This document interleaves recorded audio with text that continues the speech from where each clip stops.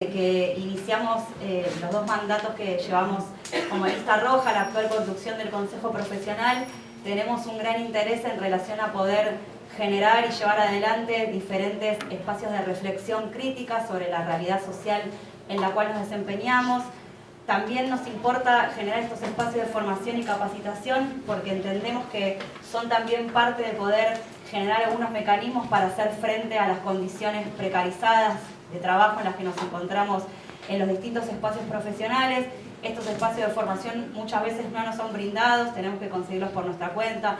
A veces no tenemos acceso a cuestiones básicas como reuniones de equipo y distintas instancias en las cuales podemos encontrarnos con otros compañeros y compañeras, sean colegas de otras profesiones o no, con quienes compartimos la tarea cotidiana. Entonces, desde ese lugar, bueno, siempre es una alegría enorme poder generar estas instancias y que se llenen tanto. El lunes también hicimos la segunda parte de una formación sobre situación de calle, a la cual asistieron casi 200 compañeros y compañeras y venimos pudiendo llevar adelante distintos espacios con este. Casi tiro el termo y produzco un accidente arriba de la...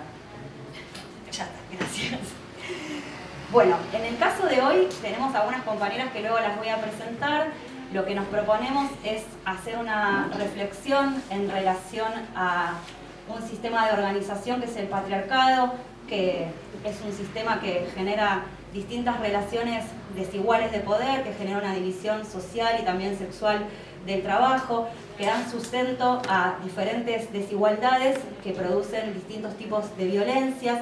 Si bien ahora se pone como mucho más en boga una expresión que quizás sea una de las más crudas, que son los femicidios, lo cierto es que ese es el producto de un sistema que viene generando distintas opresiones, distintas desigualdades, y nuestra idea es poder hacer una reflexión en torno a ellas desde un nivel más macro, pero también poder ver cómo eso se lleva adelante en nuestra práctica profesional, cuáles son las cosas que nos llegan, si las podemos ver, si no, cuáles son los mecanismos que nosotros tenemos para poder trabajar dentro de las políticas públicas precarizadas en las que nos desempeñamos, poder repensarnos también a nosotros y a nosotras, cómo nos atraviesa en nuestros cuerpos, en nuestras prácticas cotidianas, cuáles son nuestros prejuicios, cuáles son los estereotipos que rondan estas temáticas, y pensar cómo poder construir colectivamente perspectiva de género y poder llevarla adelante. Estos son temas que, si bien tienen mucho recorrido, que hay un movimiento de mujeres, un movimiento feminista que viene llevando adelante incansables luchas, quizás recién es en estos últimos años que empieza como a cobrar una visibilización más importante, lo cual no es gratuito porque también a medida que vamos avanzando y generando mecanismos que hacen que consigamos conquistas, también desde el poder hegemónico se van produciendo opresiones y represiones a medida que vamos avanzando. Por eso es importante que todos los derechos que vamos consiguiendo los cuidemos fuerte, que podamos seguir organizándonos colectivamente, porque nada de lo que ahora tenemos nos lo regalaron, todo lo conseguimos peleando y eso tenemos que tenerlo presente para poder mantenerlo firme. Antes de empezar, no queremos dejar de mencionar un hecho dramático que se produjo en la madrugada de hoy, que es la represión sufrida en PepsiCo.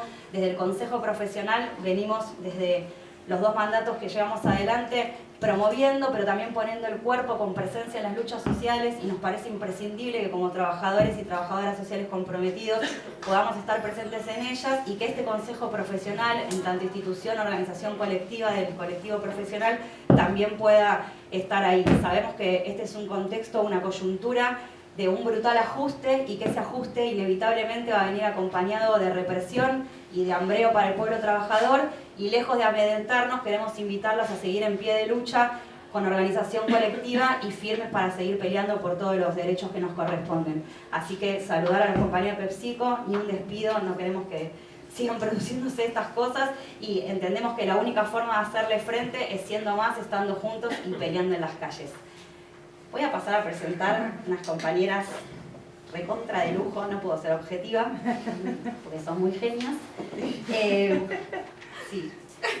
Las compañeras son Flora Partenio, que es una socióloga feminista, docente universitaria de la Cátedra Libre Virginia Wolten; la compañera Gabriela Pombo, que es trabajadora social, especialista en problemáticas sociales infanto-juveniles y en derechos humanos, también docente de la Universidad de Buenos Aires, y nos avisó que está un poquito demorada, pero está llegando ya prontito, Mariana Gerardi, que es militante feminista, integrante de la campaña nacional contra las violencias hacia las mujeres.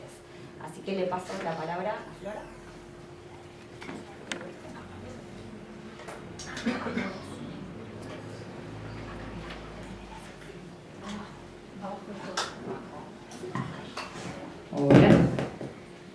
Hola, hola.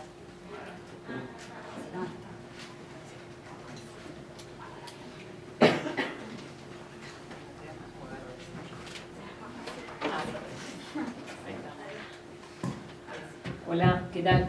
Buenas tardes a todas y a todos. Primero que todo agradecer a las compañeras del Consejo de Trabajo Social. La verdad es la segunda vez que estoy en esta casa. Recuerdo la anterior estábamos camino al Paro Internacional de las Mujeres y me acuerdo que acertada fue esa convocatoria de pensar en talleres para pensarnos por qué parábamos, por qué una huelga de mujeres. Y agradezco especialmente por la posibilidad también del diálogo entre las disciplinas. Yo vengo de la sociología y me parece que la convocatoria de esta instancia de capacitación, de formación, era central para pensar también el diálogo entre nuestras profesiones, pero al mismo tiempo pensar nuestras condiciones laborales, que es de alguna manera lo que nos unifica al momento de pensar las luchas y lo que decía recién la compañera sobre la situación de PepsiCo, ¿no? O sea, somos todas y todos parte de la clase trabajadora, entonces en ese sentido nos encontramos fortaleciendo luchas en un contexto de retrocesos laborales. Para después dejar lugar a las compañeras que me están acompañando acá en el panel, voy a marcar 3 puntos centrales que quería enfocar de acuerdo a lo que me pidieron expresamente para trabajar en esta instancia. Una es pensar algunos datos sobre la coyuntura actual, o sea, tener por ahí algunos condimentos para pensar y reflexionar juntas y juntos sobre en qué contexto nos encontramos. Esto me parece importante porque cuando nos vemos trabajando, formamos parte de equipos técnicos, de instancias, trabajamos en instancias gubernamentales o incluso en organizaciones de la sociedad civil en las cuales tenemos que llevar adelante prácticas e intervenciones como desde nuestra profesión, es importante afinar la mirada sobre el contexto en el cual estamos actualmente trabajando, digamos, y las problemáticas sociales a las cuales nos enfrentamos todos los días. Entonces el primer punto va a ser enfocar la cuestión de la coyuntura y en ese marco poder precisar, bueno, cómo caracterizar este escenario de violencias machistas y también yo le sumaría componentes de raza, digamos, o sea, esta violencia racializada que cae e impacta sobre ciertos sectores y no sobre todos, digamos, y todas. Entonces vamos a tratar de pensar un poco esa idea desde una mirada más de la interseccionalidad, que en el documento que elaboraron desde el Consejo esto se exponía, entonces por ahí pensar estas coordenadas. Después un segundo punto tiene que ver con pensar las luchas, o qué acciones, qué estrategias nos dimos y que seguramente Mariana va a complementar con todo el trabajo que se viene dando desde la campaña. Y el tercer punto es llegar a reflexionar sobre la profesión en la cual todas y todos ustedes desarrollan cotidianamente su labor y dan la vida. Y digo, si pensamos el caso de Laura Iglesias, que es de alguna manera un ejemplo extremo, digamos, de lo que es estar trabajando y verse afectada por condiciones laborales de alta precarización y verse sometida a instancias de múltiples escenarios de violencia. Bueno, me parece que es un punto es pensar, por ahí, compartir algunas reflexiones que yo pensaba cuando preparaba este taller, esta charla sobre la condición de trabajadora y trabajador social. Así que voy a arrancar por el primer punto. Me parece que cuando pensamos la coyuntura actual hay algunos análisis más geopolíticos, más para pensar en términos globales que no se nos deben perder de vista. Me voy a tomar el mate porque... Dale. Que tienen que ver con en qué momento del mundo nos encontramos. O sea, cuáles las coordenadas que llevan a pensar lo que recién compartía la compañera sobre el ajuste, cómo cierra el ajuste en los países. Bueno, nosotros y nosotras vivimos en un país que tiene varios datos interesantes para actualizar en nuestra histórica caracterización del neoliberalismo. Digamos, hay algunos datos del contexto actual que no se nos deben perder de vista. ¿Por qué? Porque eso después permite entender cuánta plata se financia y cuánta de esa plata se destina a políticas para atender justamente situaciones de pobreza, situaciones de violencia de género, las problemáticas de las cuales va a hablar Gabriela, ¿no? La problemática infanto-juvenil. Se acaban de publicar los datos sobre UNICEF que mostraron una realidad, digamos, ¿no? Donde empieza a caracterizar un poco más esa geografía de qué pasa con los jóvenes y las jóvenes. Entonces me parece que hay algunas cuestiones para revisar y sobre todo pensando en qué nos llega vía los medios, ¿no? ¿Cuál es la información que llega vía las corporaciones mediáticas para entender un poco el escenario actual? Una noticia que recorrió la semana pasada o hace 15 días más fue que Argentina no pudo salir de la categoría de países, ¿no? Emergentes, esta cuestión de qué pasa con los países periféricos y que aún se encuentran como en desarrollo, ¿no? Esta histórica distinción entre países desarrollados y subdesarrollados, periféricos, tercer, cuarto mundo. Y esos datos, digamos, y los datos del endeudamiento actual en el cual se está encaminando nuestro país por decisiones de la administración nacional actual, implican leer un contexto de, claro, estamos como Brasil, como Argentina, como otros países de América Latina, estamos en un escenario, obviamente, de avance de los gobiernos de derecha, pero al mismo tiempo de fuerte retroceso de derechos conquistados, de derechos laborales, de derechos humanos, digamos. O sea, Brasil se está debatiendo en este contexto sobre la reforma del sistema previsional y del régimen que regula las condiciones laborales. Digamos, esto de extender la edad jubilatoria, digamos, lo que implica el sistema de seguridad social en Brasil, y pensemos en Argentina, la última avanzada sobre las pensiones no contributivas, las pensiones en los casos llamados de discapacidad. Digamos, todo este avance tiene que ver con atacar básicamente derechos laborales, y en ese marco yo diría, todo el tiempo que hablamos de derechos laborales, vincularlos con una perspectiva de los derechos humanos.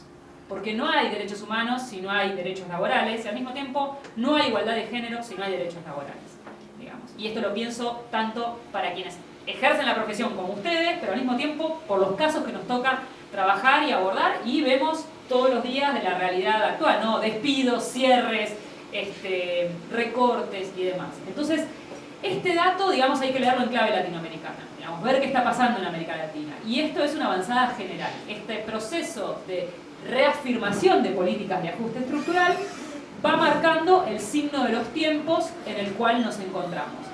Y este dato sobre la discusión en torno a qué pasa si Argentina sale o no de la categoría de países emergentes entra en contradicción con otra movida que se está dando en paralelo, que es interesante tener en cuenta.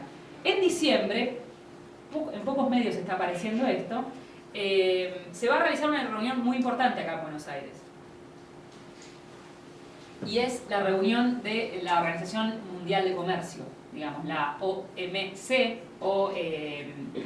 digamos, es una reunión en la cual vienen los ministros de finanzas, de economía de todo el mundo a reunirse acá. 164 países integran la OMC, con lo cual nadie quiere quedarse afuera. ¿Por qué? Porque ahí se discute en términos multilaterales las cuestiones de comercio, de tratados de libre comercio, de inversión y demás. Esto que es poco difundido y que por ahí para cualquier simple mortal como nosotras y nosotros es, ¿qué tiene que ver esto con mi vida cotidiana o cuánto impacta? Bueno, lo que impacta es justamente la agenda que está teniendo el gobierno actual de cara a nuestro posicionamiento como país en el mundo, en relaciones comerciales, en ajustes sobre las políticas llevadas adelante hasta el momento, y al mismo tiempo en lo que nos va a deparar en los próximos años.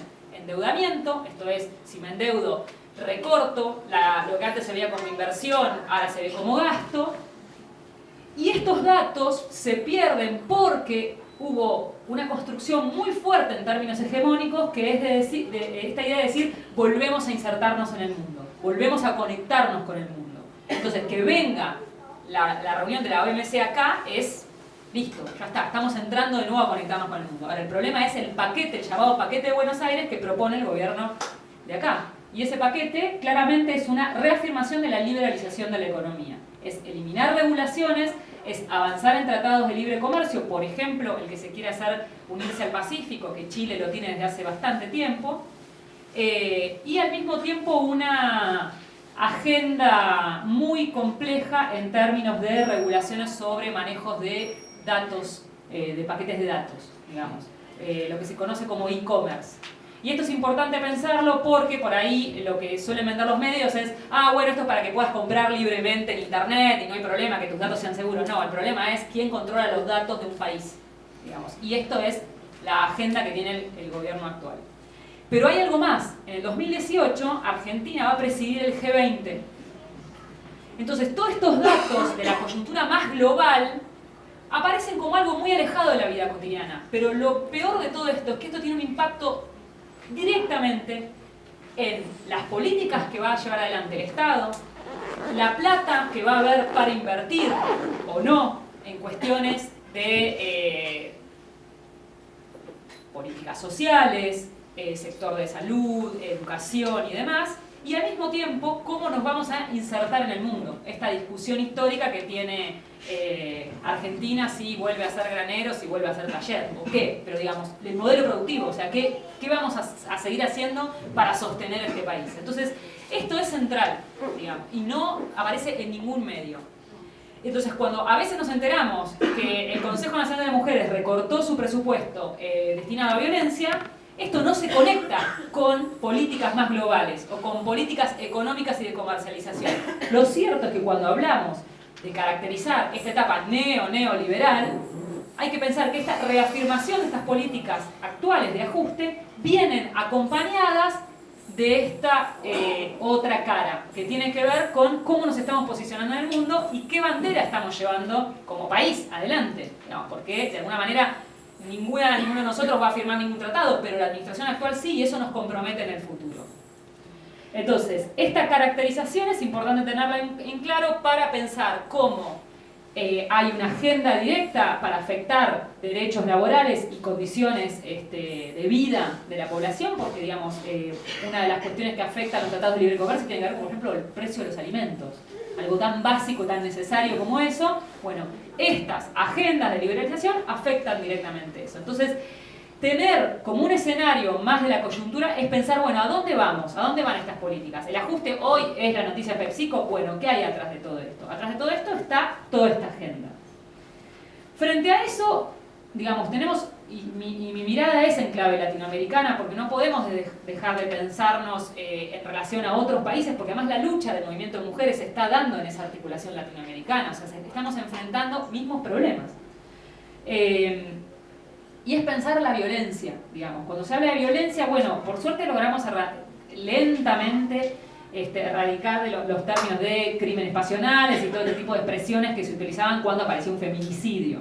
Y yo prefiero hablar de feminicidio porque es la caracterización que utiliza Marcela Lagarde, la mexicana, que dice, bueno, es homicidio, un homicidio simple es hablar de la muerte, el asesinato de una mujer. Pensar en feminicidio es pensar en delitos de lesa humanidad cuando estamos frente a un genocidio de las mujeres. Y yo creo que en la actualidad, con todos los datos que se están visibilizando en todos los países, estamos frente a un genocidio contra las mujeres. Por eso hablo de feminicidio y me parece importante esa caracterización que hace Marcela Lagarde.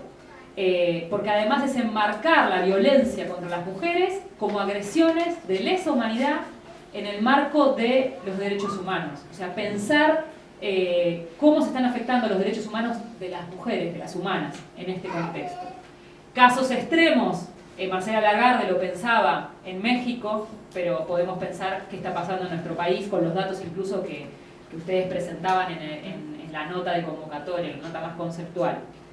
Entonces, en este sentido, esta caracterización sobre el estado de las violencias, digamos, de la generalización de prácticas violentas, pensaría que, muy en sintonía con lo que piensa Falquet, que estuvo hace muy poco en Argentina, no sé si alguna tuvo la oportunidad de escucharla, ella habla de que estamos en un momento de reorganización de la violencia contra las mujeres. Y esa violencia es altamente instrumental al funcionamiento del capitalismo. Como vimos en diferentes momentos de la historia, patriarcado y capitalismo se acompasan y se articulan de una manera perfecta. Y yo ahí le agregaría racismo también, digamos. O sea, cuando pensamos cómo funciona el sistema actual, vemos que esos tres sistemas se articulan, digamos, capitalismo, patriarcado y racismo. ¿Por qué?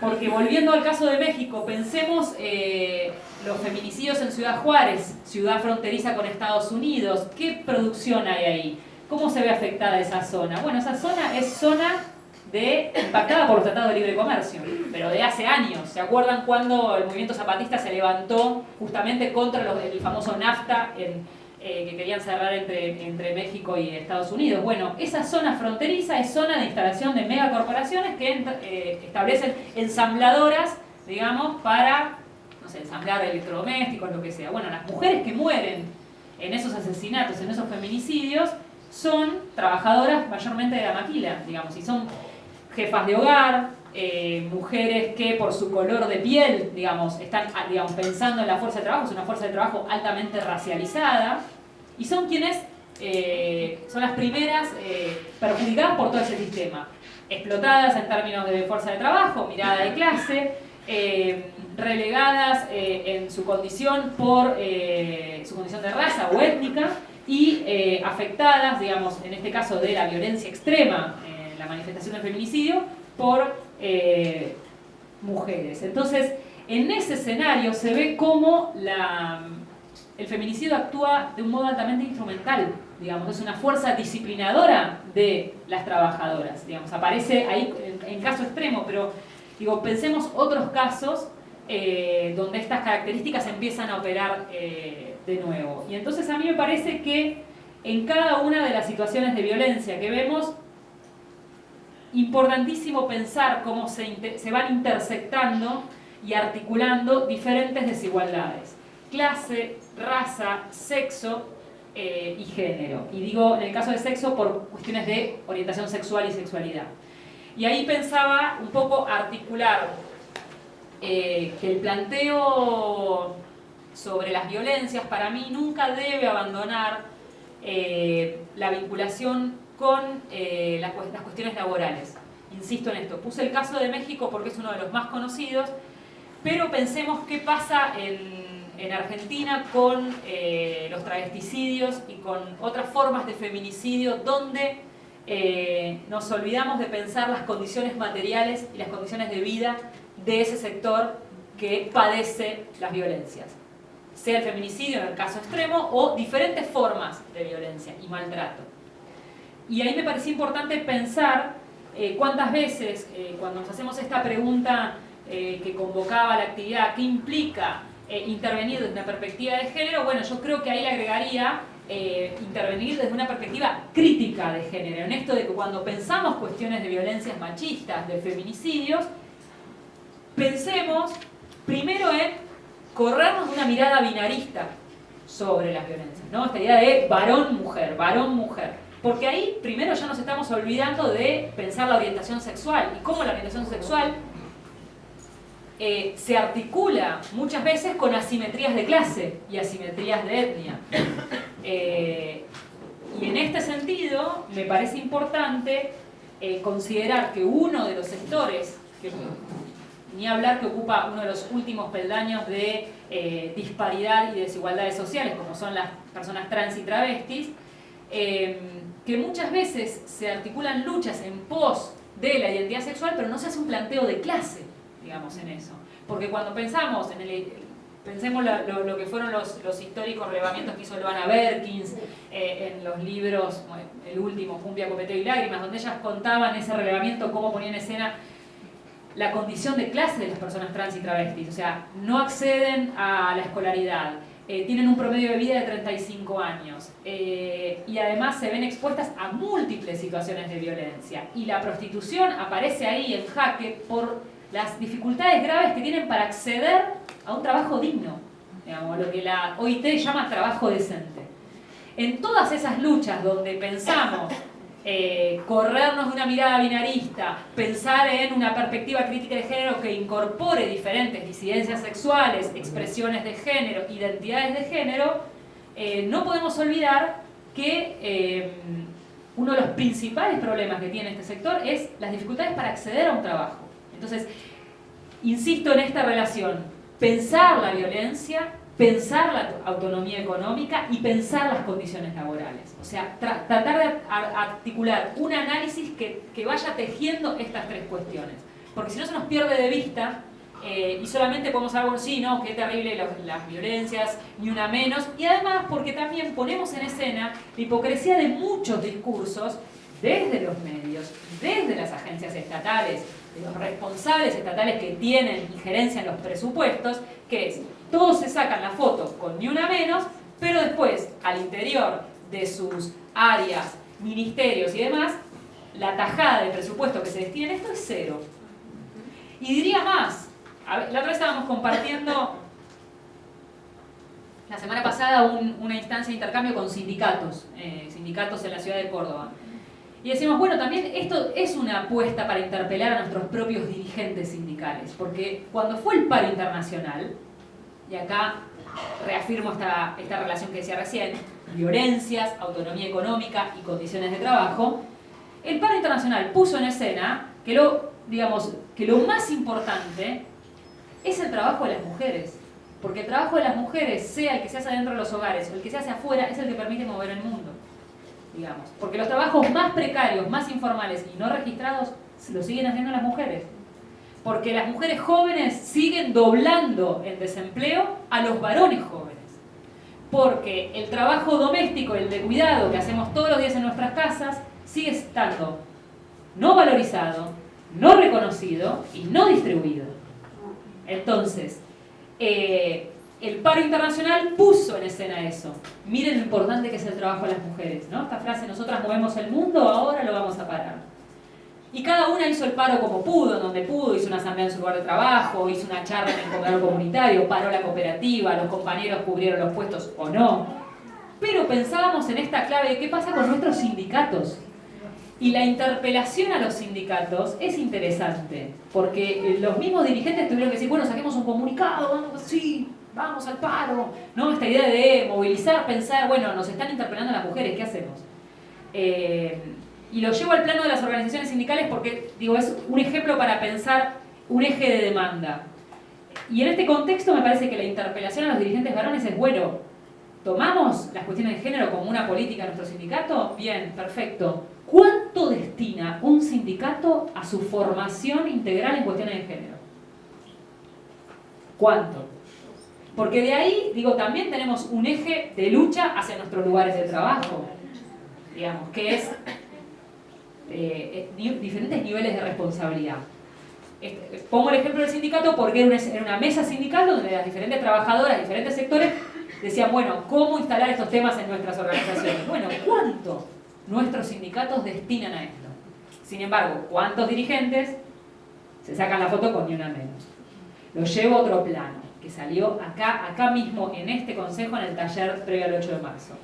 Una trabajadora estatal estaba muy sorprendida por la situación que estaba pasando en su municipio.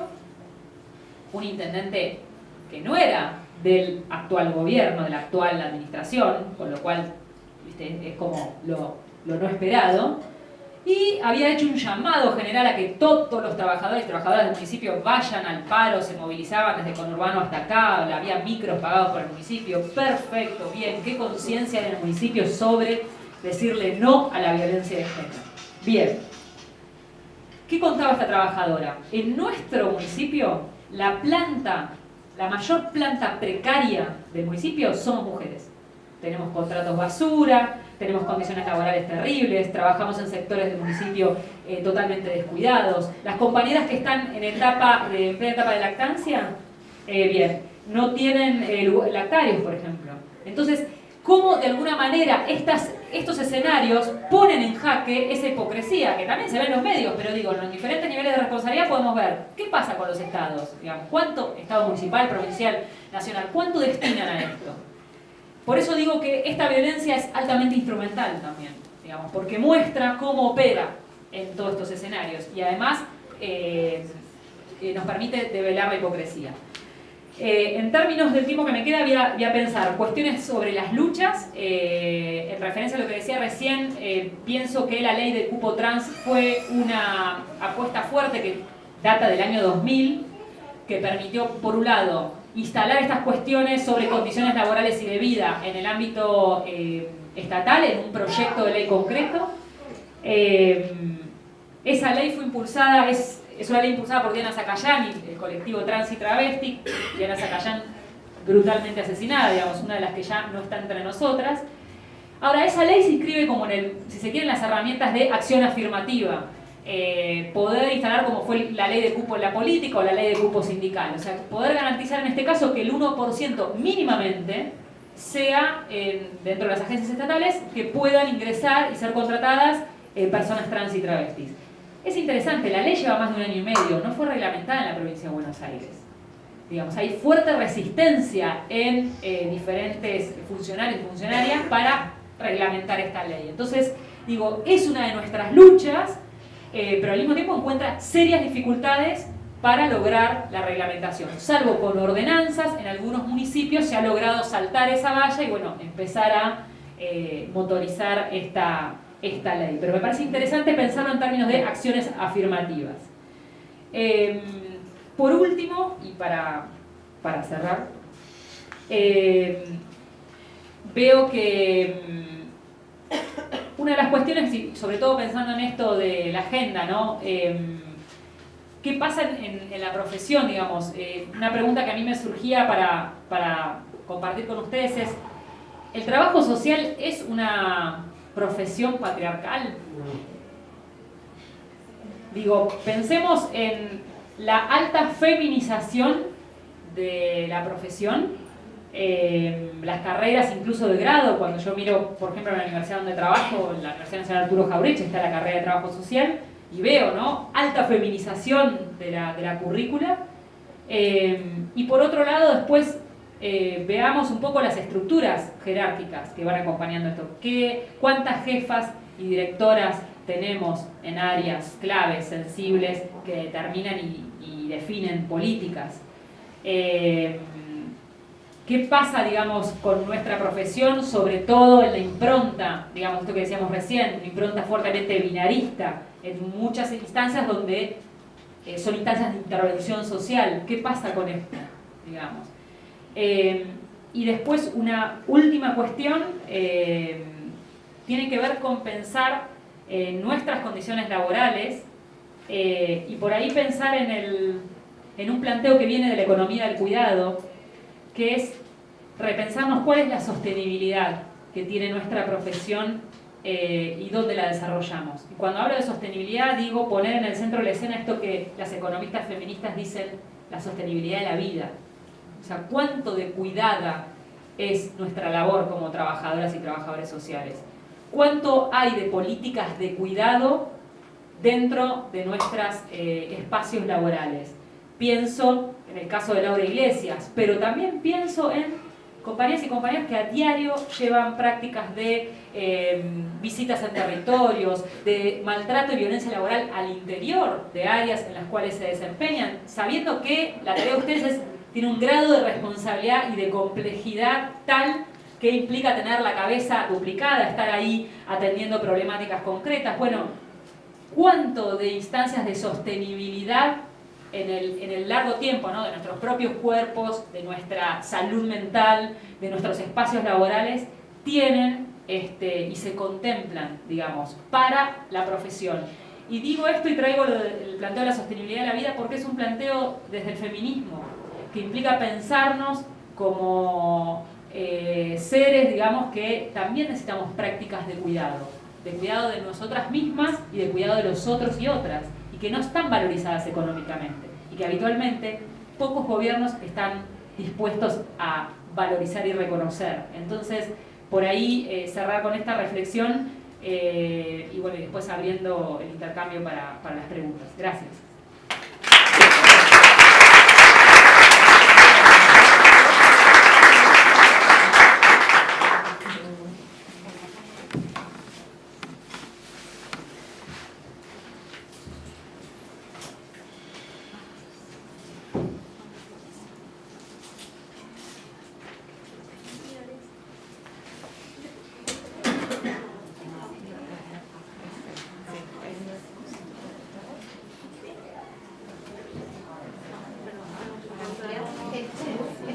Esa es la presentación.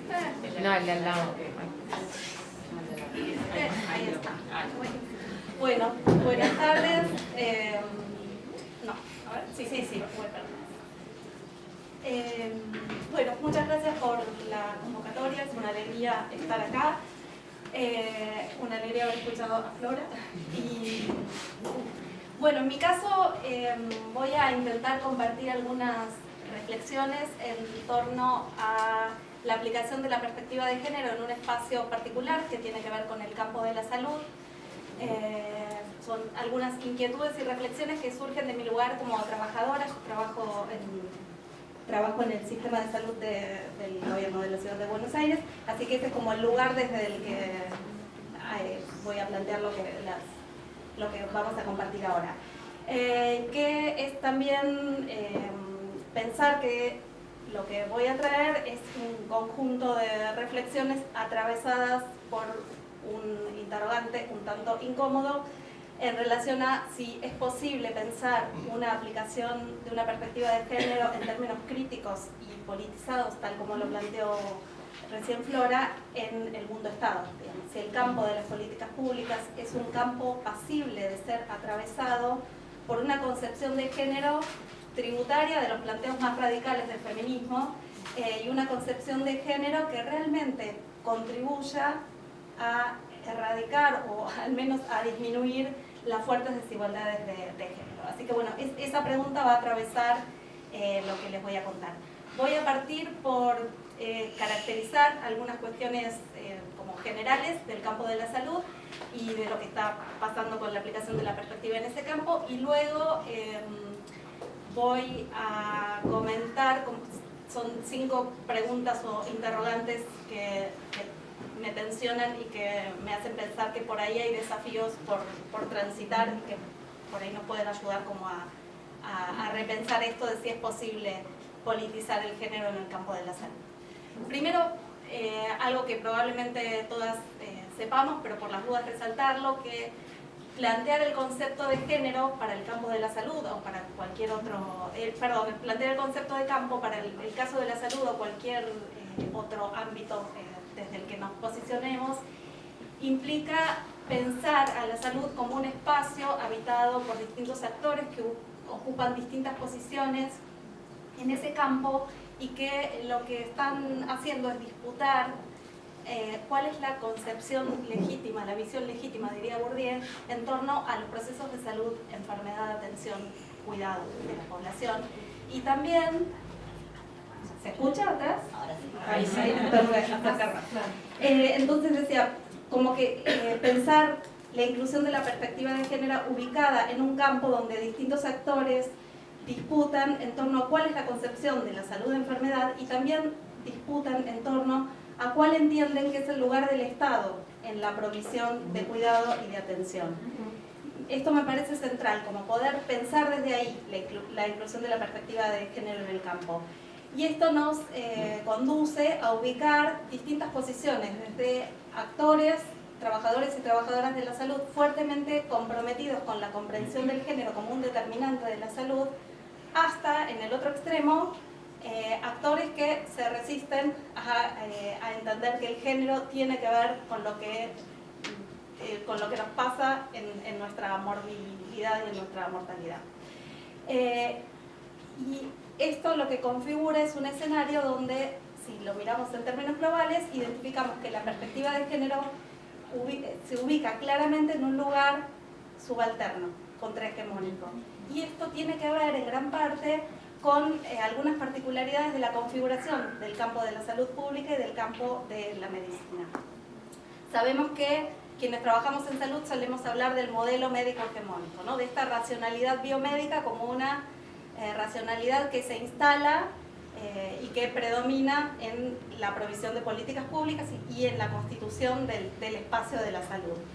Esta perspectiva, muy vinculada al positivismo, ha sido históricamente refractaria a perspectivas críticas, como por ejemplo los aportes que intentaron hacer las ciencias sociales al campo de la salud. Y este rechazo a estas perspectivas críticas incluye también el rechazo a los aportes del feminismo y de los estudios de género. ¿Por qué pasa esto? Yo creo que en parte tiene que ver con que la perspectiva de género y el feminismo está dislocando lo más constitutivo del planteo biomédico. Está discutiendo la idea de que las enfermedades son una desviación de una norma, está discutiendo la idea de que hay una única forma de enfermarse y de morir, de que digamos que lo biológico es el único determinante de la salud, y sobre todo está discutiendo la idea de que la ciencia médica es neutral, ¿sí? Hay como un cúmulo de aportes del feminismo en relación a develar cómo el trabajo de quienes operamos en salud, de los equipos de salud y de los médicos en particular, es un trabajo que no es neutro y que está atravesado por las concepciones de género que quienes proveen salud portan.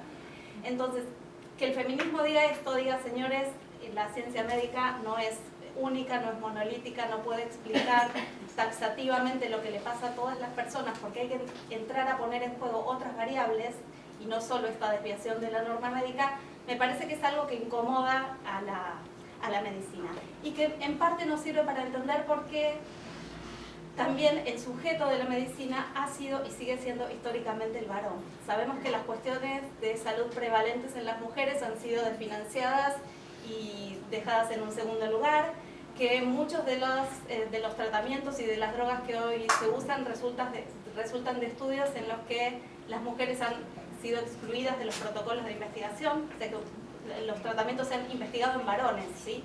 Y el cuerpo de la mujer solo ha sido tenido en cuenta cuando no puede explicarse lo que le pasa por lo que le pasa a los varones, es decir, con lo que tiene que ver con lo reproductivo. Entonces, esto marca el predominio y la hegemonía de los varones en el campo de la medicina, que también, así como lo podemos ver desde el lado de, diríamos, de los pacientes, entre comillas, lo podemos también ver como reflejo en, si miramos cómo se estructura el campo en relación a la configuración de los actores que trabajan en el sistema de salud. Sabemos que la medicina la matrícula en medicina está cada vez más feminizada, que los equipos de salud están cada vez más feminizados, pero que esto va de la mano de la proletarización de la medicina, ¿sí? Entonces hay más mujeres en el campo de la salud, es verdad, pero ¿en qué condiciones trabajamos esas mujeres? ¿A qué lugares de poder accedemos las mujeres? ¿Sí? Entonces esto también marcaría como el predominio masculino en el campo. Sí, ¿no se escucha? Corro. Ahí mejor, avísenme. Bueno, entonces decíamos, este lugar subalterno que tiene la perspectiva de género en el campo de la salud va casi a contrapelo con la importancia que tiene el género como definidor y estructurador de las desigualdades en salud. Solo lo decimos así rápidamente, pero hay muchísimos estudios a nivel local y más allá de lo local que nos muestran cómo el género va condicionando las distintas modalidades en que varones y mujeres protegemos nuestra salud, percibimos síntomas, transitamos enfermedades, subjetivizamos malestares, accedemos a los sistemas de salud y tomamos decisiones respecto a cómo cuidamos nuestra salud y nuestra enfermedad. Entonces, el género condiciona cómo nos enfermamos, cómo nos morimos, cómo transitamos esas enfermedades. Pero también, como decíamos antes, el género condiciona las prácticas de atención, porque atraviesa nuestras concepciones de género, atraviesa la forma en que damos respuesta a las consultas de las personas que acceden a los sistemas de salud. Entonces, frente a esta importancia del género y a la instalación del género como un tema de agenda y que un tema que las políticas públicas parecen no poder dejar de lado, porque como el medio ambiente que tiene que estar ahí presente y acoplándose mecánicamente a cualquier enunciación de política pública, se configura un riesgo que creo que es interesante como estar advertidos respecto a ello, que es el riesgo de que apliquemos en el campo de la salud la perspectiva de género en un sentido acrítico, ¿sí? con enfoques más instrumentales, más tecnicistas, guiados por esta exigencia de que hay que aplicar la perspectiva de género porque nuestro país, como sabemos, suscribe casi todos los instrumentos de protección de derechos y eso configura compromisos y hay que rendir cuentas y más allá de que después en los informes que haga el país haya algunas mentiras y omisiones, el compromiso sigue estando y la presión sigue estando. Entonces, bueno, me parece que eso, estar advertidos respecto a que cuando decimos que en salud estamos trabajando con perspectiva de género, ¿con qué perspectiva de género estamos trabajando? Bueno, entonces, en ese campo compartir algunos interrogantes. Primero, una pregunta que quizás hay que hacerse localmente, que es ¿en qué prácticas y hacia qué poblaciones estamos aplicando esta perspectiva?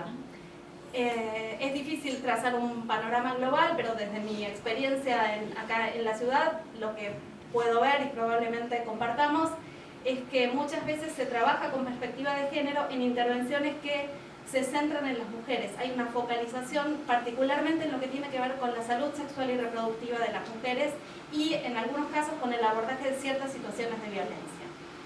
Por otro lado, y más recientemente, hay algunos abordajes que intentan dar cuenta de algunos problemas de salud que tienen que ver con la población con identidades sexuales y genéricas disidentes. ¿Sí? La idea de los consultorios amigables, los consultorios inclusivos, algunas prácticas que en algunos efectores empiezan como a emerger. Y por otro lado, algunas políticas que tienen que ver con el trabajo con niñas, niños y adolescentes en relación a la educación sexual integral, en muchos casos en prácticas que vinculan a sector educación y sector salud. Creo que así en una mirada global es como los lugares donde podemos decir que hay cierta aplicación de la perspectiva de género. ¿Qué pasa? Si seguimos quienes trabajamos con perspectiva de género, seguimos centrándonos en estos conjuntos de población, lo que estamos haciendo es excluyendo a los varones, desconociendo algo que desde la teoría todas repetimos, que es que el género es relacional, que no tiene solo que ver con las mujeres, sino que tiene que ver con todas y todos. Y lo que quizás es más preocupante es que terminamos reeditando esta impronta materno-infantil que tiene la política de salud, de la que las feministas nos vivimos quejando. Entonces, bueno, una invitación a pensar, más allá de, en teoría, qué concepción de género tengamos, bueno, en la práctica concreta, ¿dónde estamos trabajando con perspectiva de género? Otro interrogante, ¿sobre qué desigualdades o asimetrías de género estamos interviniendo? Quizás creo que hay algo en lo que en salud hemos avanzado y es en incorporar la cuestión de cómo los estereotipos, los roles de género, las normatividades de género impactan en la salud de la población con la que trabajamos. Creo que en esto hemos hecho como cierto trabajo de poder incluir esto en nuestras prácticas cotidianas. Por ejemplo, hemos podido problematizar el lugar de las mujeres en la regulación de la fertilidad, en el disfrute de su sexualidad, en cómo atraviesan violencias y en cómo se organiza socialmente el cuidado, lo que nos ha llevado también a conmover ciertas concepciones de familia, ¿sí?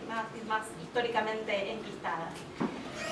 Ahora, ¿qué pasa? Esto me parece que está muy bien, que es sumamente necesario, pero el desafío, me parece, es trascender esta idea del género como algo reducido a un mero asunto de roles, ¿sí? Porque esto puede entrañar una interpretación un tanto despolitizada de las desigualdades de género, como que nos puede llevar a pensar que tienen que ver más con patrones individuales, con comportamientos individuales, que con dinámicas estructurales, ¿sí? Entonces, remitir a una concepción más politizada del género implicaría tener básicamente en cuenta dos grandes cuestiones.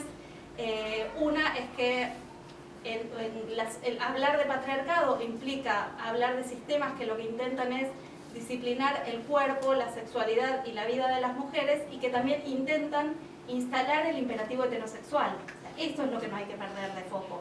Más allá de que después podamos mirar la cuestión de los comportamientos individuales desde una perspectiva que intente como dislocar estas normatividades de género. No sé, ¿se entiende? Bueno, tercero. ¿Qué concepción de la diferencia sexual estamos teniendo en nuestras prácticas? Quienes trabajamos o intentamos trabajar con perspectiva de género, quienes además tenemos como más edad y nos formamos en estos temas a fines de los 90, empezamos a pensar el género con una concepción que ahora entendemos que era bastante binaria, ¿no? Que pensábamos el sexo como algo biológico, como algo que ya estaba dado, y el género como algo cultural, ¿no? Y entonces hacíamos esos cuadritos de los que he participado y que poníamos sexo de acá, género de acá.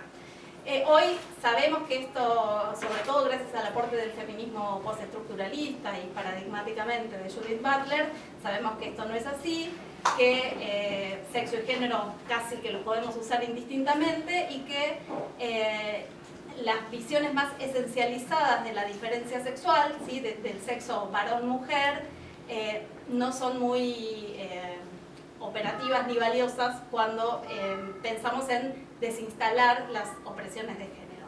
Entonces, bueno, sabemos que hablar de la diferencia sexual es también hablar de una construcción cultural, de un ideal regulatorio, en cierto modo como de una ficción que antes solo pensábamos que el género era lo cultural y lo ficcional, ¿no? Y ahora hoy sabemos que la diferencia varón-mujer también es eso. Y sabemos que, concretamente en el campo de la medicina, la misma medicina ha ido variando históricamente la forma en que conceptualizó al cuerpo humano. ¿Sí? Esta idea de dos cuerpos, o del modelo de cuerpo varón y cuerpo mujer, es una idea que tiene que ver con la modernidad. En la concepción de cuerpo previa de la medicina era de un único cuerpo. ¿Sí? El cuerpo de las mujeres era una figura invertida del cuerpo del varón. Entonces, si esto cambió, ¿qué quiere decir? Si cambian estas concepciones es porque en realidad esto de ser varón y ser mujer no es algo tan biológico dado ya como de plano, sino que también hay una construcción cultural y que en todo caso no es que está primero el sexo y luego viene el género para operar sobre esa diferencia sexual, sino que hoy sabemos que el género está antes y que esa interpretación de la diferencia sexual, así como en el ejemplo del cuerpo humano en el caso de la medicina, es una interpretación que está siempre mediada por el lenguaje, y el lenguaje es una oferta de vocablos que nos da nuestra cultura, ¿no? Entonces, si tenemos esto en claro, ¿por qué después terminamos muchas veces en las prácticas en salud naturalizando la idea de las enfermedades por sexo? ¿Sí? ¿Qué podemos desarmar de esto en función de esta idea que comentábamos recién en relación a entender la diferencia sexual en términos no esencializados? ¿Por qué seguimos hablando muchas veces de perfiles epidemiológicos por género sin tener en cuenta otros estratificadores sociales? Esta idea que traía Flora de la interseccionalidad, ¿no? ¿Por qué seguimos pensando al género como despojado y desarticulado de otros estratificadores sociales? Otra cuestión que tiene que ver con esto también es cómo muchas veces naturalizamos la organización del sistema de atención. Estamos acostumbrados a pensar salas de internación de varones y de mujeres, baños de varones y de mujeres. Y cuando aparece la población trans, que nadie sabe dónde ponerla ni qué hacer con ella, ¿no? Bueno, esto, en lugar de problematizar por qué hay baños de varones y mujeres, muchas veces la inquietud y el problema sigue siendo dónde ponemos a esta persona, ¿no? Sí, acá o allá. Y por otro lado también el tema de los sistemas de registro de información, que me parecen un analizador importante de esto, que es los líos que seguimos haciendo con el registro de las variables sexo y género. Lo pienso desde una idea que tiene una feminista que se llama Teresa de Lauretis, que ella dice: cuando nosotros completamos un formulario que dice sexo, varón, mujer, supóngase, o no importa las alternativas que dé, y nosotros marcamos un tilde en ese formulario, creemos que estamos eligiendo, ¿no? ¿Qué marcar? Cuando en realidad somos marcados por las ofertas de categorías que dan esos formularios, ¿sí? Entonces, en ese sentido creo que es necesario que revisemos las formas con las que estamos trabajando la información en relación a las cuestiones que tienen que ver con el sexo y el género. Y en todo caso también preguntarnos cuándo es relevante preguntar sobre el género, cuándo es relevante preguntar sobre el sexo, porque si no seguimos haciendo como hacen en las escuelas, que cada vez que hay que dividir a los chicos dicen los varones por acá y las mujeres por acá. ¿Sí? ¿Cuándo realmente impacta en la cuestión de salud que estemos trabajando el sexo? ¿Cuándo impacta el género? ¿Cuándo no es relevante reparar en eso? Otra cuestión, ¿qué lugar está teniendo el género en la construcción de nuestros diagnósticos de situación? Esto creo que nos lleva a pensar en nuestras prácticas concretas qué ponderación y qué valoración le estamos dando a la cuestión del acceso y al control de los recursos socialmente importantes por parte de las poblaciones que sabemos que están en situación de desigualdad y que tienen más dificultades para este acceso y a este control.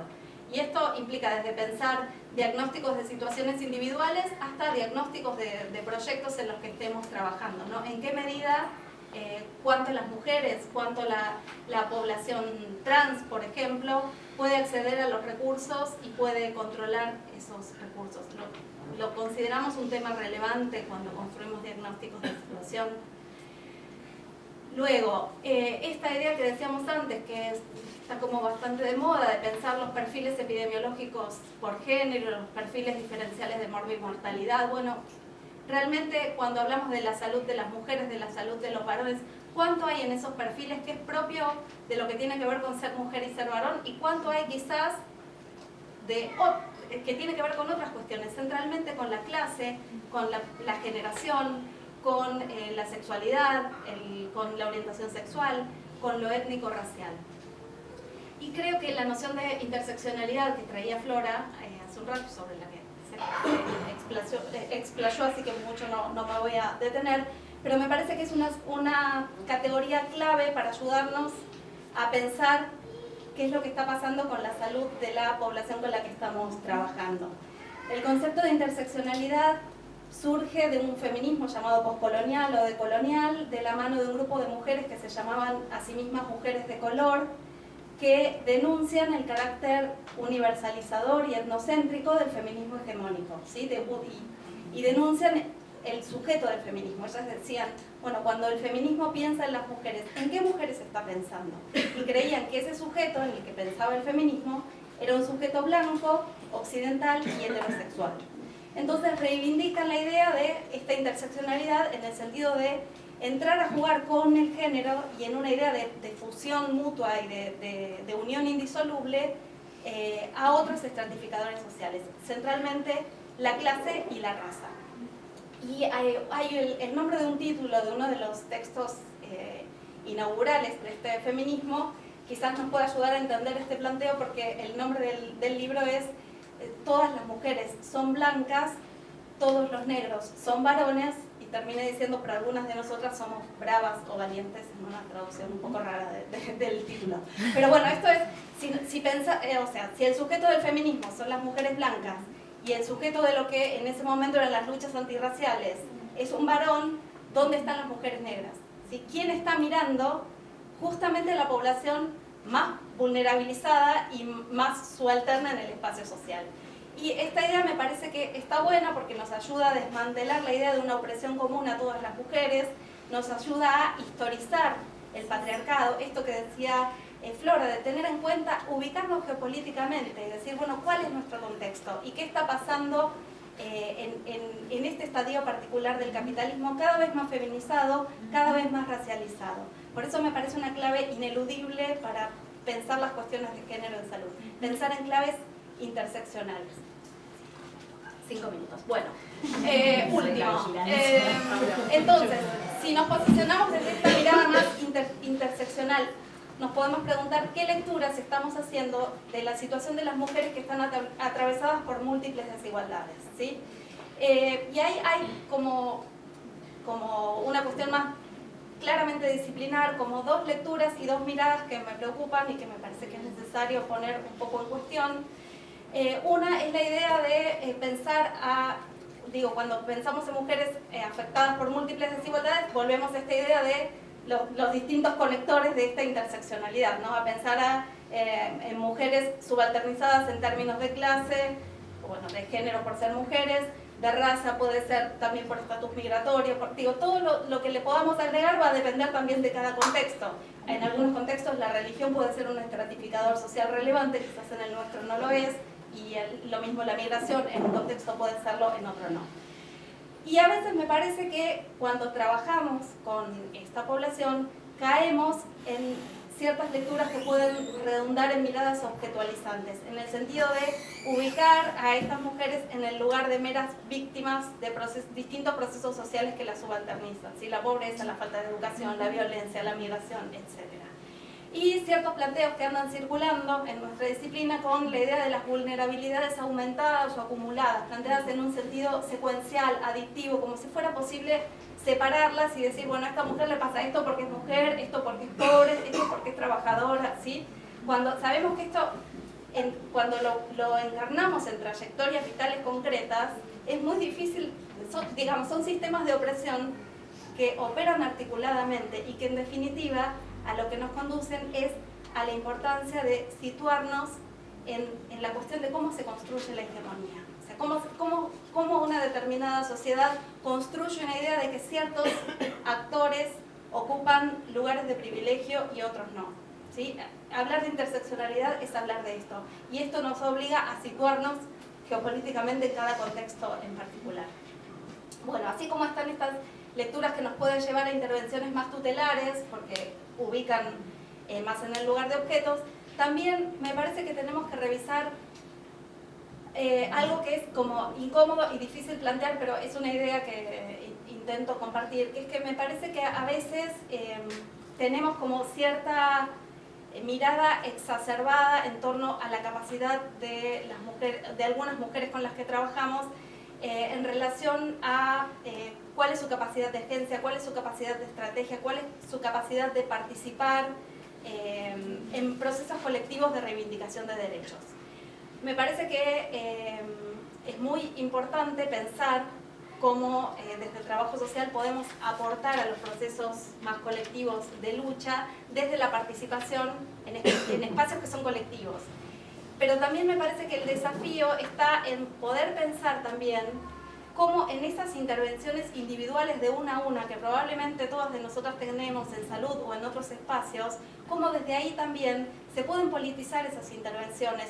Digo, no sé, en la atención de una mujer que está en situación de violencia y que esa mujer quizás está en un momento de su vida que no va a poder participar de ningún proceso colectivo, no va a poder ir al grupo de mujeres de, no sé, del centro de salud o de alguna organización barrial, pero cómo poder hacer de esa intervención, de esa secuencia concreta de diálogo con una mujer de una a una, también un espacio que aporte y que contribuya a la construcción de procesos colectivos de reivindicación de derechos. Yo creo que politizar esas intervenciones es algo que todavía tenemos pendiente. ¿Estamos, no? Bueno, hasta ahí. Gracias.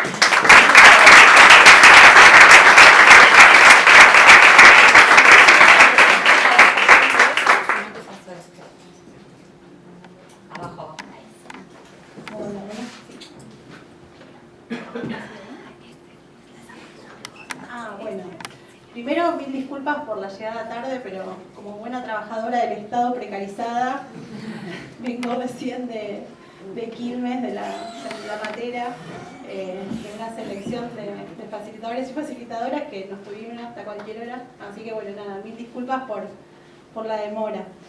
Bueno, me habían presentado anteriormente, igual digo quién soy.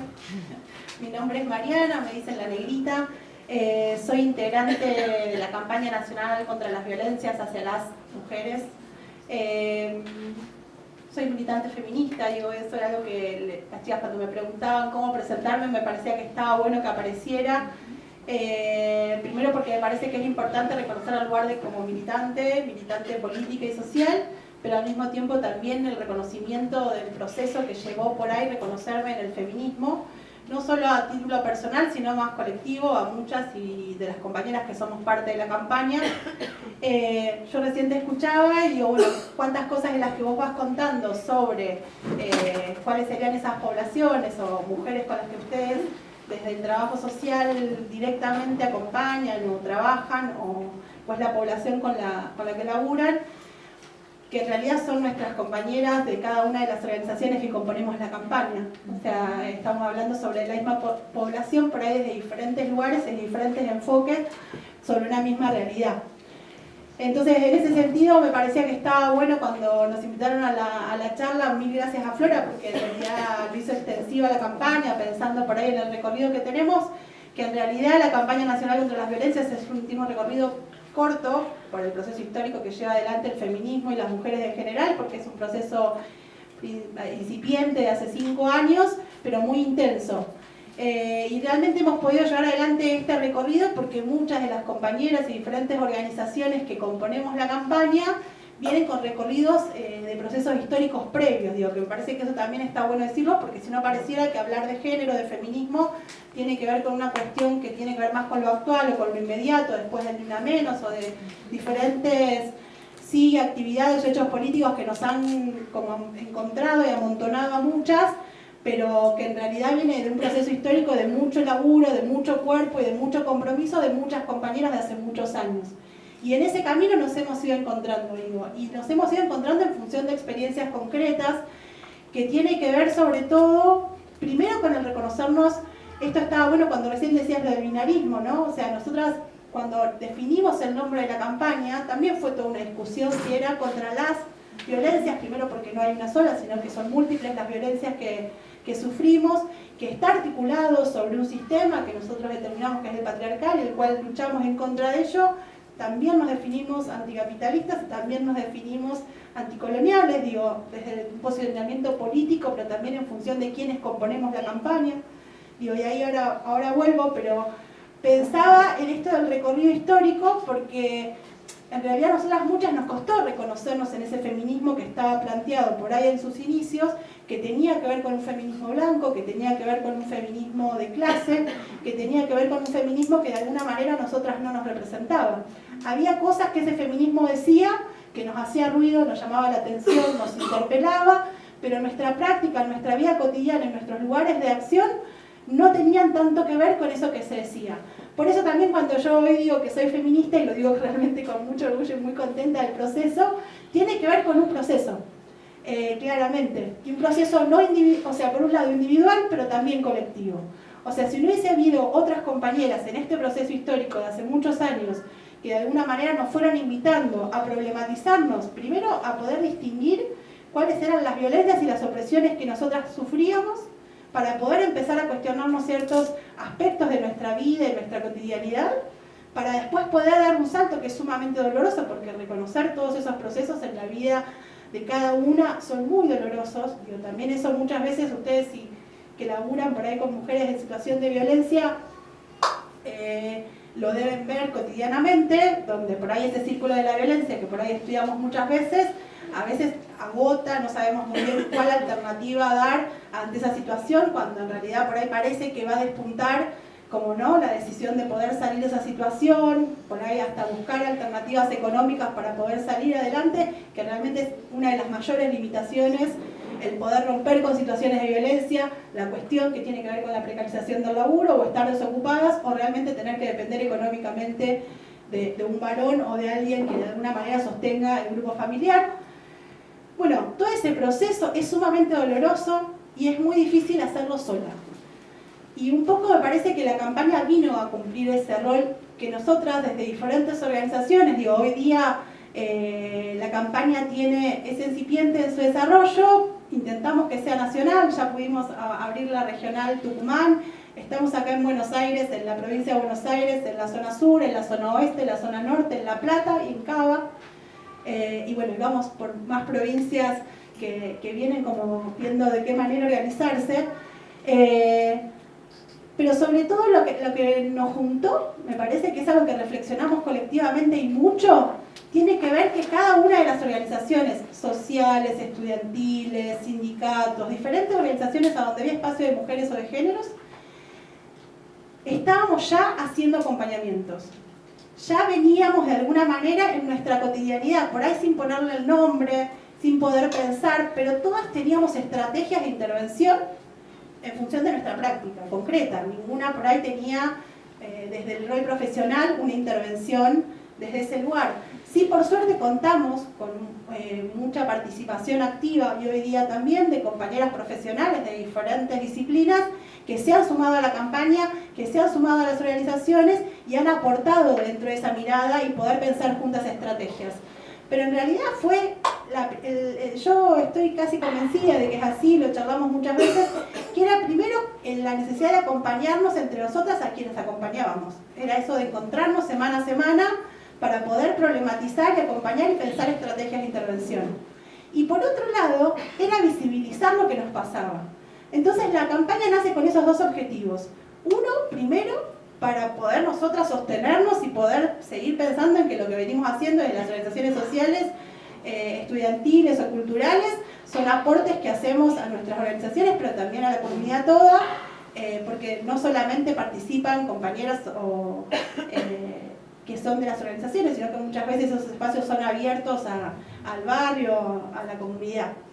Y por otro lado, el tema de la visibilización. O sea, lo que nosotros veíamos es que había como una cuestión muy fuerte con respecto al no decir, al no nombrar, al no visibilizar las diferentes violencias que sufríamos, y que era necesario poder interpelar desde otro feminismo, que en ese sentido nosotras nos posicionamos del feminismo popular, bueno, estas cosas que nos pasaban a nosotras cotidianamente en nuestro laburo, en nuestras casas, en nuestros barrios, en nuestras cuestiones más cotidianas, y que eso hay que poder visibilizarlo colectivamente. Entonces, en ese sentido, un poco es lo que nosotros allá por el 2012 hicimos una actividad de apertura en Plaza de Mayo, que además fue también toda una decisión política hacerlo en Plaza de Mayo, porque éramos un grupo no muy numeroso, pero tenía que ver con la decisión política de que era un lugar que a nosotros nos representaba, que tenía que ver con la lucha histórica de las madres y con muchas luchas que habían hecho en su momento en realidad diferentes organizaciones, y que tenía que ver con la visibilidad de las violencias. Y en ese sentido, la actividad de apertura de la campaña, me acuerdo que la frase era "saquemos los trapitos al sol", y que fue un bombachazo, que fue toda una discusión también esto de las bombachas, porque bueno, la plaza con los pañuelos más o menos, pero bombachas era como toda una decisión que sean bombachas. Pero esa decisión también tenía que ver con visibilizar algo que tenía que ver con lo íntimo, que pero no deja de ser público ni privado, o sea, que era privado, que tiene que ver con lo íntimo, pero que también era político.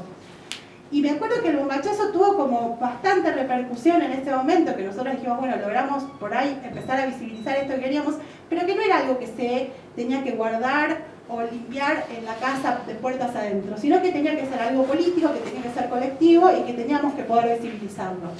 Y así fue como en el 2012 hicimos esa primera actividad de lanzamiento de la campaña con esta frase de "saquemos los trapitos al sol", y colgamos toda la Plaza de Mayo de bombachas, que había bombachas de verdad, de papel, de cartulina, había de todo, bombachas de las que se les ocurra, como somos cada una de nosotras, digo. Y en eso también, esto de que la campaña nacional contra las violencias, porque no era una sola, sino que son muchas, y las mujeres, tenía que ver con que no hay una sola forma de ser mujer, que ninguna de nosotras es, si se quiere, igual a la otra.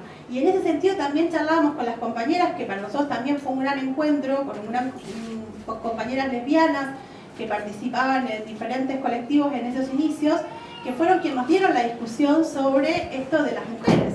Dice, bueno, yo soy lesbiana, pero yo además no me considero mujer. Entonces ahí apareció toda otra discusión que para nosotros fue muy rica, porque realmente tenía que ver con desarmar, si se quiere, desde lo intelectual o desde lo que tiene que ver más con lo académico a nivel teórico, el que las compañeras nos pudieran decir cómo habían vivido ellas su proceso de ser heterosexuales, a definirse o a poder vivenciar su lesbianismo, y por otro lado, cómo ellas habían hoy tomado la decisión de decir, bueno, pero yo no me siento mujer. Y yo quiero ser parte de esta campaña y quiero que pensemos juntas cómo hacemos para que nos contemple a todas. Bueno, esa fue una gran discusión y fue muy rica, no solo porque yo siempre cuento anécdotas que son medio, no sé, por ahí, pero siempre las cuento porque me parece que visibilizan esas cosas que no son políticamente correctas. Y que me parece que está re bueno también hablar desde ese lugar. Porque si no, podríamos estar hablando ahora de lo que es políticamente correcto, lo que hay que decir, pero no todas las contradicciones que nos provoca todos estos procesos que van siendo de cambio, que tienen que ver con lo que nos pasa, y no lo podemos decir. Entonces, por ejemplo, cuando apareció esto de que las compañeras que eran lesbianas, pero que no se sentían mujeres o no se reconocían, sino que estaban construyéndose desde otro lugar, la primera, me acuerdo de una charla, eso estuvo buenísimo, dice, pero no entiendo, ¿cómo no va a ser mujer si tiene dos tetas así? O sea, esa era la charla que teníamos en nuestras organizaciones y asambleas, a donde esas cosas podían salir sin mayor prejuicio. Si no, es realmente problematizarnos algo que socialmente está estipulado de cierta manera, que culturalmente nos imponen que tiene que ser de otra forma, y ahí entraba cómo es esta construcción de la subjetividad, de cuáles son esos movimientos, esos sentires que se van transformando. Y ahí fue, bueno, eso fue parte de una discusión muy rica y que también las compañías dijeron, no, pero está bueno visibilizar lo de las mujeres porque llevó mucho tiempo al feminismo, primero, ser nombradas, segundo, ser visibilizadas y tercero, nada, bueno, es parte de nuestro proceso y apostamos a eso. Eso por un lado. Después lo que nos pasó también, digo, que esto yo lo cuento porque digo, es eso, muchas veces decimos, bueno, sí, tenemos que aceptar el tema de la diversidad, los trans, los travestis, las gays, las lesbianas, todo, ¿no? Como de una manera que tendría que ser así, cuando en realidad realmente nos generan muchas contradicciones cuando no lo problematizamos de verdad. Y nos pasaron cosas magníficas, de ir a un encuentro nacional de mujeres, por ejemplo, en la provincia de Entre Ríos, que me acuerdo que terminamos tomando la facultad de trabajo social o el rectorado, no me acuerdo, porque no había escuelas, entonces terminamos todas medio amontonadas ahí, y nos pasó que teníamos que compartir la escuela, que generalmente se pide con tiempo, vos sabés a dónde vas a ir a dormir, te organizabas todo. Bueno, al tomar la escuela no teníamos mucha elección de quiénes tomábamos la escuela, sino las que nos habíamos quedado sin alojamiento. Y venía una gran comisión de compañeras, me acuerdo que eran de La Plata, de Ar de Pandora, de una agrupación que es de allá de La Plata, que hoy día es parte de la campaña. Y que me acuerdo que las compañeras de algunos de los barrios nos decían, no, pero nosotras no queremos dormir con ellas. Chan. Pero ¿cómo, compañeras? ¿Cómo no vamos a querer compartir la escuela? Y hubo que hacer una asamblea. Y problematizar cuáles eran esos temores, miedos o fantasías, digo, ¿no? Que tenía que ver con que, bueno, nada, a ver si es torta, después por ahí quiere tener algo mío, yo soy re contra hétero, y no quiero saber nada de que me miren ni de costado. Bueno, todo eso, digo, y lo digo así, porque me parece que son cosas que, es esto, son contradicciones, dudas, preguntas, que muchas veces no se dicen. O sea, muchas veces las damos por obvia y decimos, no, bueno, todo eso, ¿no? Lo decimos prolijamente, pero realmente cuando las vivimos y las podemos charlar, bueno, la campaña tiene eso, tiene que ver con un proceso colectivo de poder visibilizar las violencias, poder problematizarnos colectivamente y sobre todo haciendo eje en algo muy fuerte que tiene que ver la organización, que es lo que vos decías recién. A ver, yo les contaba que la campaña está compuesta por diferentes tipos de organizaciones sociales, organizaciones juveniles, organizaciones culturales, organizaciones sindicales.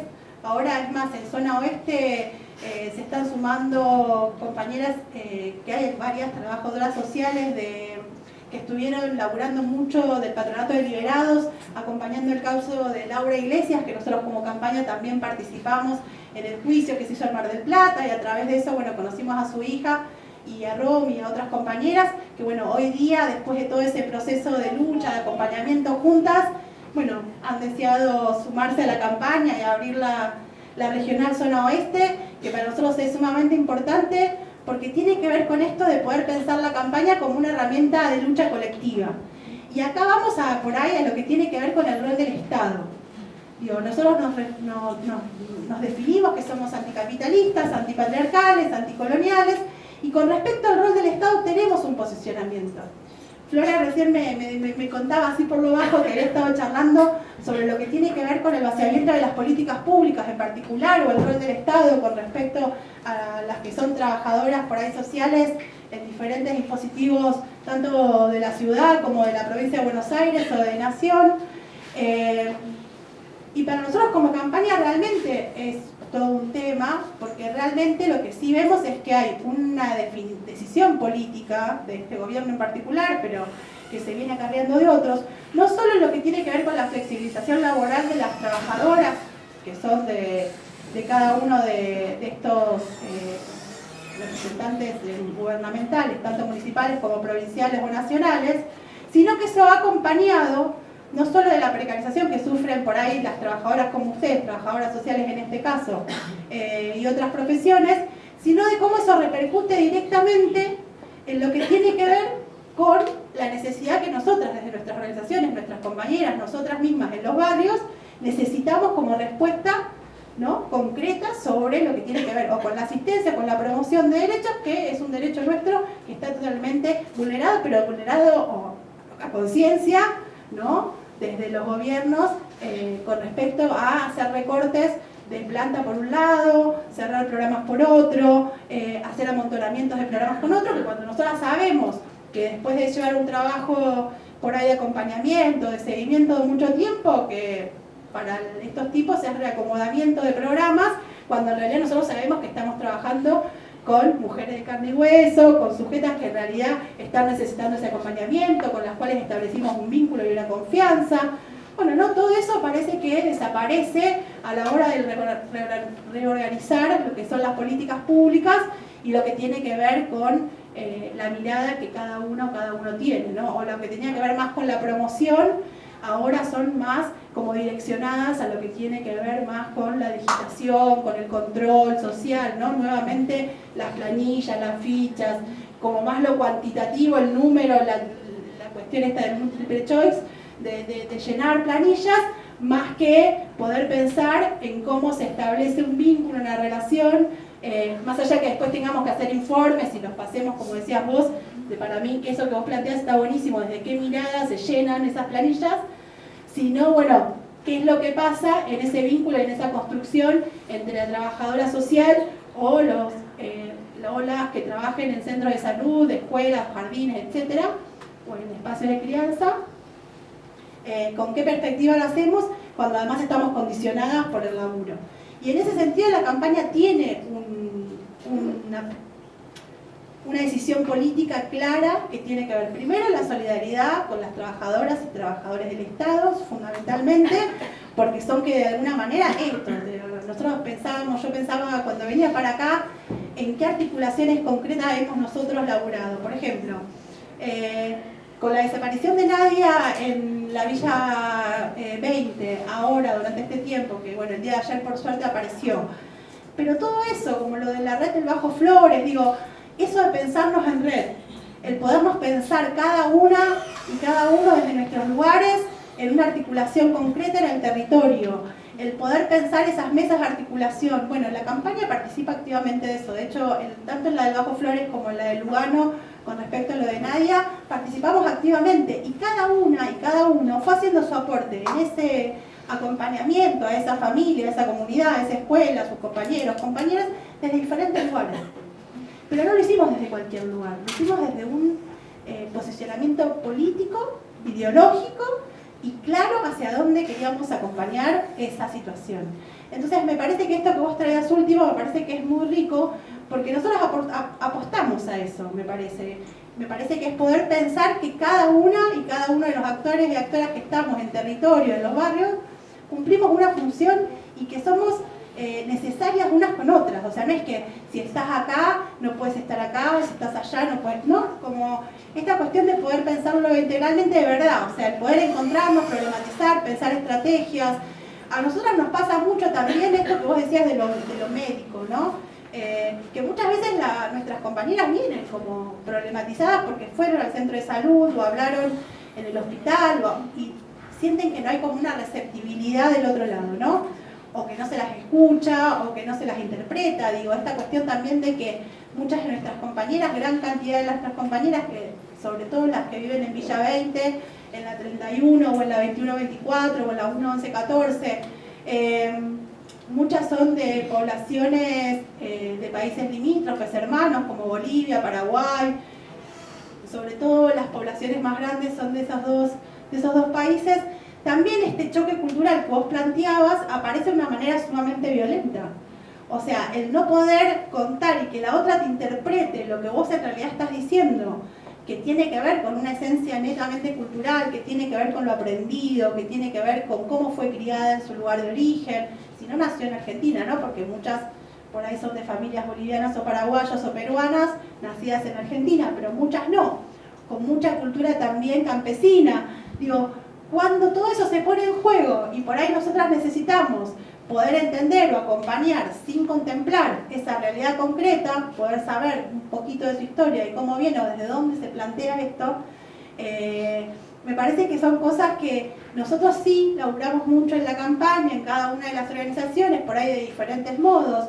Digo, las compañeras, por ejemplo, de la FOP, que son parte de la campaña, tienen un taller hermoso de serigrafía, a donde ellas a través de sus dibujos y de sus talleres de periodismo y de radio y de lo que tiene que ver más con la serigrafía, pueden plasmar de su historia de lo que están viviendo hoy.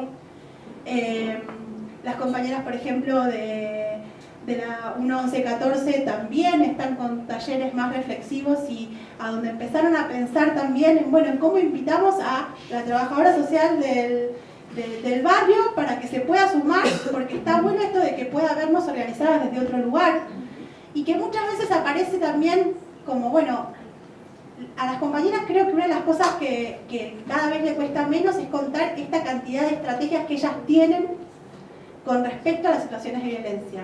Me parece que ahí es ver de qué manera se puede integrar nuestro rol profesional en este sentido, o sea, cómo desde nuestros saberes y la posibilidad que tuvimos de ir a la universidad, de estudiar, de profesionalizarnos, cómo eso se conjuga con una práctica concreta de no sé si de sobrevivencia, pero que sí tiene que ver con que hay miles de estrategias para poder llevar adelante diferentes tipos de violencias cotidianas, y en ese sentido pensar en la multiplicidad de violencias. En ese sentido también, más en este contexto, en esta situación actual, me parece que tiene que ver con la precarización de la vida y esa precarización de la vida cómo nos lleva a todas, de alguna manera, a que toda la multiplicidad de violencias sean cada vez más complejas.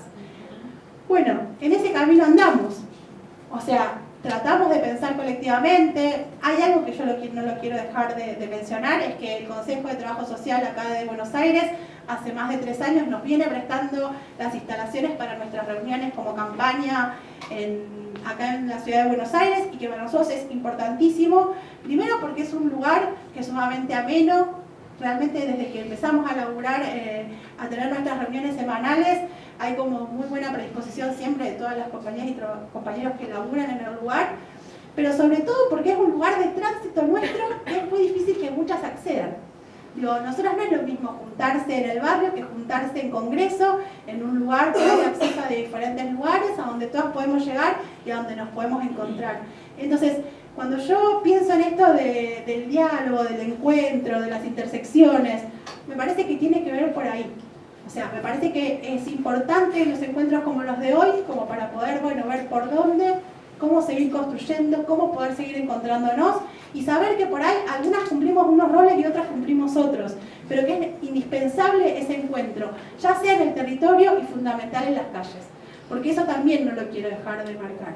Nosotros al Consejo Nacional de la Mujer, a Fabiana Túñez, el 4 de mayo le hicimos una acampe en la puerta del Consejo, no solo por las condiciones que las propias trabajadoras del Consejo, de la línea 144, están viviendo en su laburo, sino también por la responsabilidad política que tiene que tener el Consejo Nacional de la Mujer sobre no estar llevando adelante lo que tiene que ver con la implementación de la ley 26.485, que en realidad es la que nosotros necesitamos, que existe, que se cumpla. Entonces, ante esas cuestiones concretas que tienen que ver con cuestiones legisladas, aprobadas, ahí también nosotras, como tenemos una decisión clara, política, nos costó mucho tiempo poder llegar a la acción, desde dónde, cómo, estas cuestiones reivindicativas, pero logramos a través de la ACAMPE poder resolver en función de una acción de lucha en la calle, en acción directa, como es una ACAMPE de 2 días, destrabar ayudas de manera urgente, que en ese momento se llamaban PAU, ahora no sé cómo le habrán puesto de nombre, porque se justificaba Fabiana Túñez con que en realidad no tenían plata, que en realidad estaban cambiándole el nombre al programa, miles de cosas, pero pudimos destrabar con ese acampe, con esa medida de lucha, algo que tiene que ver con un derecho necesario y el derecho de compañeras que están en situaciones de violencia hoy, que no tenían hoy donde ir a vivir con sus niños, y eso se pudo destrabar y así vamos, Y otro de los ejes que no lo quiero dejar de mencionar, muy importante, tiene que ver con la violencia mediática. ¿Por qué lo tomo? Porque esto que vos decías con respecto al decir, cómo se dice, cómo se nombra, de qué manera se construye la subjetividad y los discursos, para nosotros es fundamental. O sea, hay también una lucha importante con respecto a poder romper con ciertos estereotipos y ciertos modos de ponernos en ciertos lugares, y que sí vamos a empezar a denunciar, como lo hicimos también 4 de mayo, a Babi Echecopar en la radio, y donde en función de eso él hizo declaraciones terribles en contra de las compañeras de la campaña que eran voceras en ese momento de la CAMPE, y donde recibimos cientos de llamados, cientos de verdad, de pedófilos, de violadores, con videos porno, bueno, ¿no? Con una cierta cantidad de cosas que lo que pudimos lograr es armar como una querella. Primero hicimos la presentación en la UFEM y después nos presentamos como querellantes, como campaña nacional contra las violencias, para ir en contra de los tipos como Babi Echecopar, pero en todos los ámbitos, en la calle, en la justicia, y lo que tiene que ver sobre todo, y para nosotros es